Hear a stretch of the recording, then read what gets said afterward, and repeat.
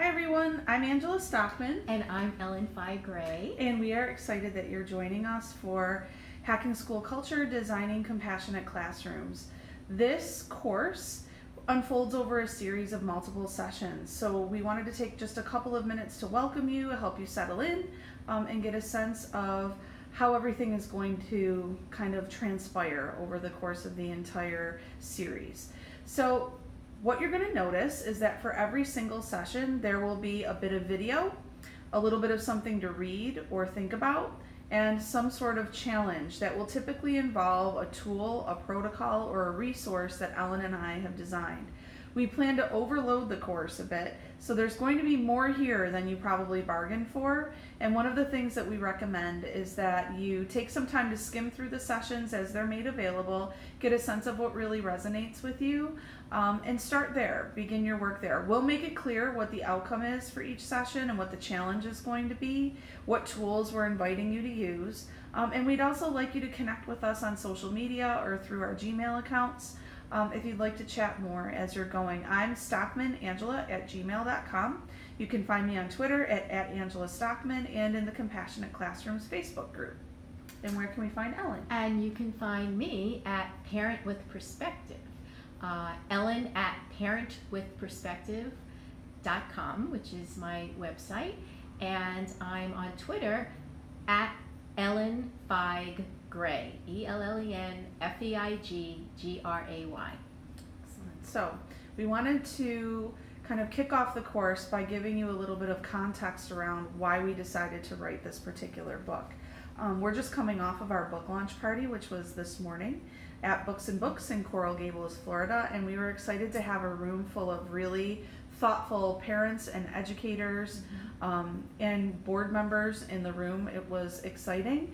And what I was most grateful for was that people asked really tough questions. Because it's very easy to assume that when two women write a book, particularly two middle-aged white women, write a book about compassionate classrooms, that it's going to be a little bit fluffy.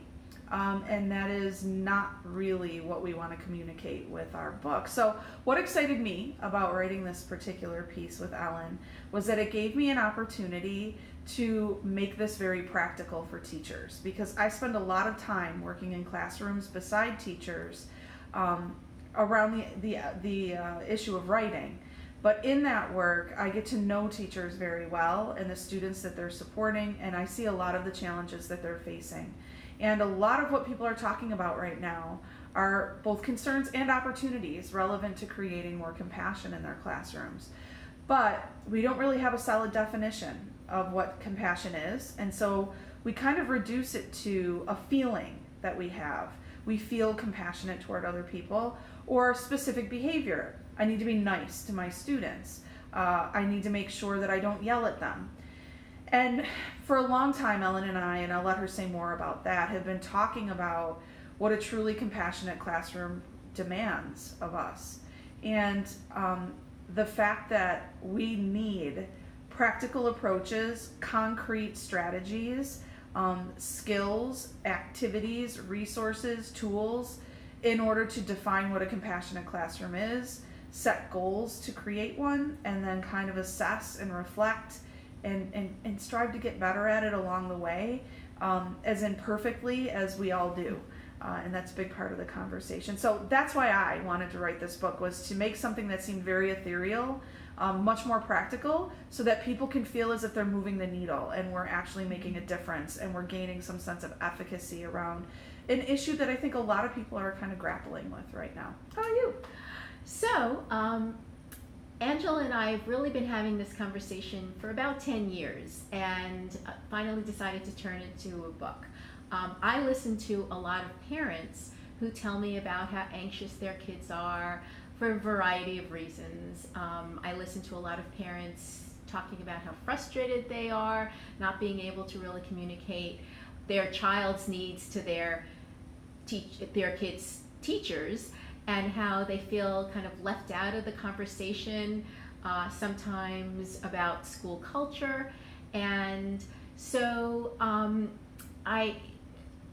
because I listen to those parents, and because I've studied as a research psychologist positive psychology and ways to transform individuals and cultures, I thought it would be a really great idea to kind of combine our interests and our perspectives to write Hacking School Culture. And I love that Angela, as a classroom teacher and someone who works inside of schools every day, has a million ideas for practical tools and protocols to help teachers.